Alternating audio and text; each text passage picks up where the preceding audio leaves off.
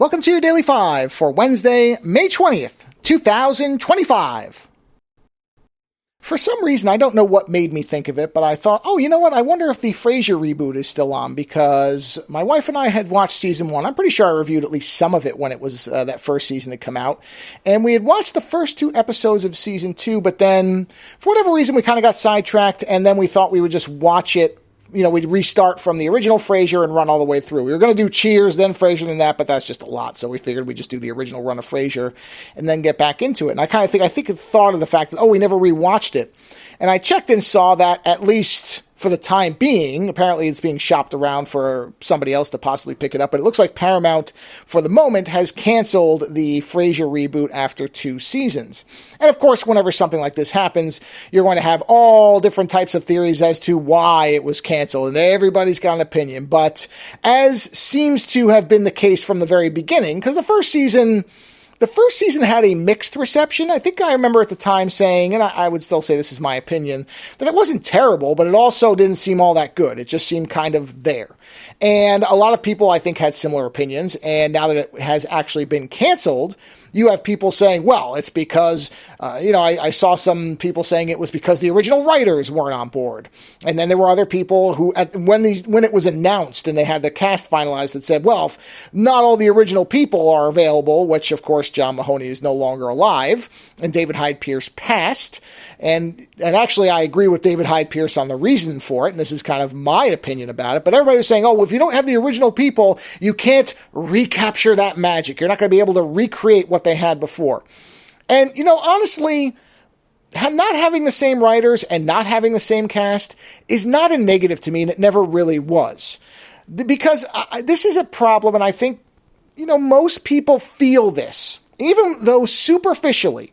When something beloved is coming back, the initial response from a lot of people who aren't, already jaded against this stuff is often like, oh, that's great. I love that show. I can't wait to see where these people are and to get that feeling back.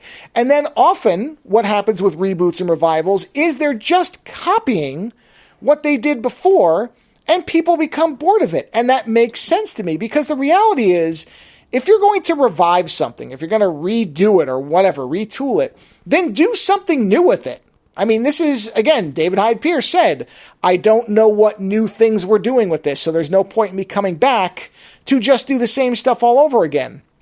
And I think he's completely right. And I think most people, again, think they want the same thing there was before, but the reality is, the chances, I'm not going to say it never happens, but the chances that you're ever going to have that same kind of feeling, because so many successful shows are in many ways products of their time, not just meaning when they came out, but where those actors were, where those writers were, what was going on. Those things, even if the show is not necessarily topical or obvious about it, what is going on around the production of a show inevitably influences it. And so if you come back to something 20, 30 years later, even trying to do the same thing, you're not the same people anymore.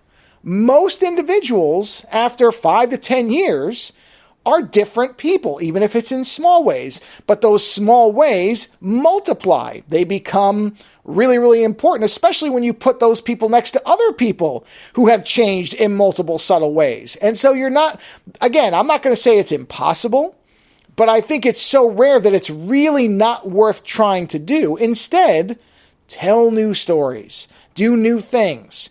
And if you're not doing that, then I think, again, that most people probably sense, they're doing this for the money. This isn't really about a love of this property or these characters or what was going on. This is just an attempt for people to have a paycheck. And while that's certainly fine for the people being paid, hey, people got to eat. As far as an audience, I think people become very bored of it. And I think that doomed Frasier, because in the second season, it did seem like it was getting better, and the reviews also seemed to agree with that. But I remember my wife and I watched the first 2 episodes, and we thought, this feels like it's improving. But obviously, most people probably came for the first season, forgot about it. That's actually the worst part. It was just forgettable. It wasn't even that it was bad. You could watch a train wreck, but you can be good, you can be bad. You just can't be anything in between. That's the entertainment motto, and it was certainly true with Frasier. And I think that was the problem with the first season of the reboot is, ultimately, it was forgettable. And the only thing that's a recipe for, unfortunately, is cancellation. Later.